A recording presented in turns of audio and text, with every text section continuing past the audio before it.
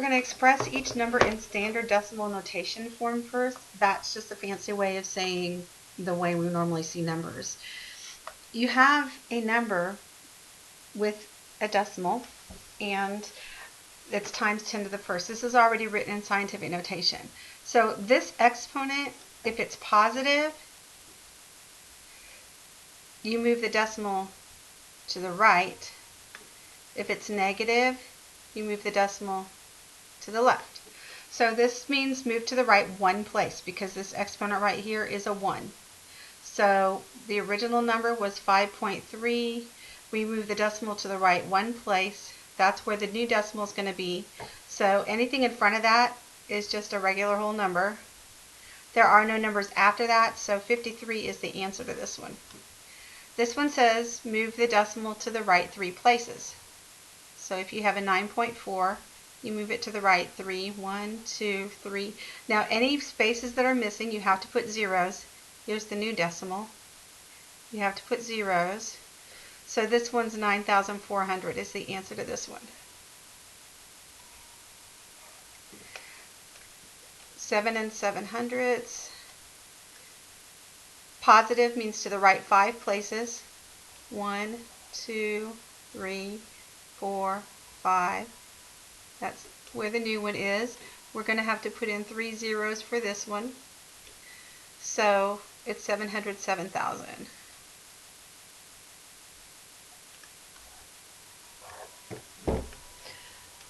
We have 2.6 here. Now this is a negative exponent. Negative exponents move to the left. So I'm going to move to the left 3. 1, 2, 3. That's my new decimal. We have 2 wholes.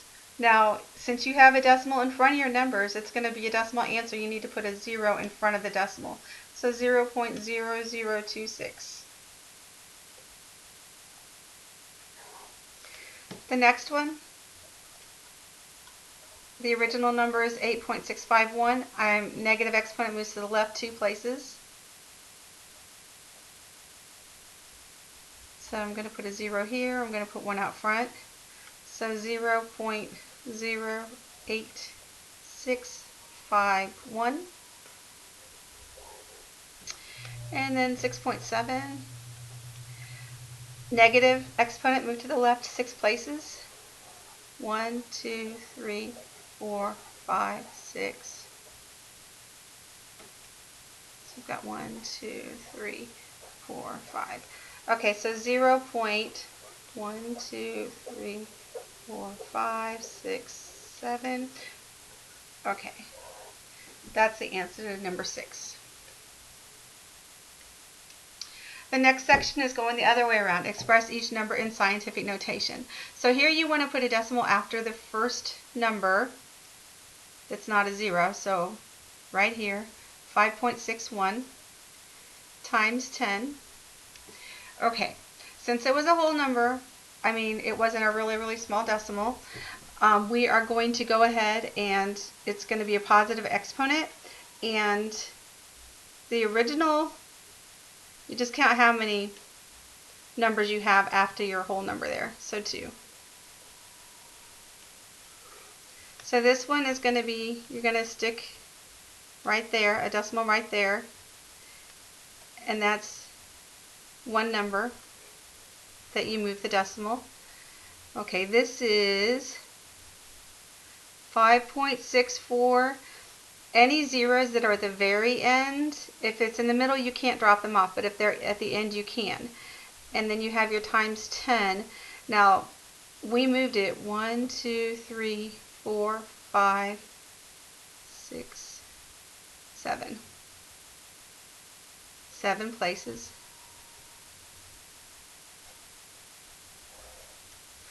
Okay, this is a negative exponent. I know that because it starts with a 0 in the front.